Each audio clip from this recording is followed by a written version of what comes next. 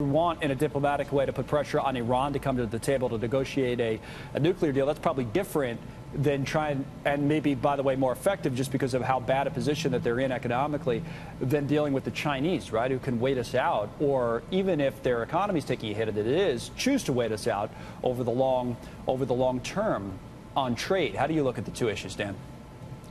The first thing to understand is that the U.S. is the 800-pound gorilla in the world economy. And if Trump, in effect, tells Europe and China and everyone else, you have to choose. Do you trade with the U.S. or trade with Iran? Yes, he can isolate Iran. Now, I'm not one who thinks the evidence shows that sanctions are effective. That it certainly didn't stop Cuba from being under Castro's rule for all those decades.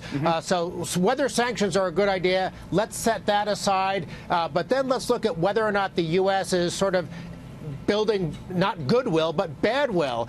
When we do these things, sort of throwing our weight around and telling countries you can't use the dollar, right, you can't clear dollars in the U.S., you can't trade with the U.S. unless you agree to all these different things, we need to be very, very careful. We're using that power judiciously. You don't think we are? We didn't use it judiciously when we imposed our tax laws on the entire world with FATCA. We know that sanctions historically aren't very effective, so we're probably not going to get good results in terms of destabilizing Iran. And Iran's a bad country. No, I know. I don't want them to have nuclear weapons. They oppress women. They execute gay people. Right. There's all sorts of bad things about them. The right way to go about it. But a quick final point on that, Hadley, in terms of whether you agree or not.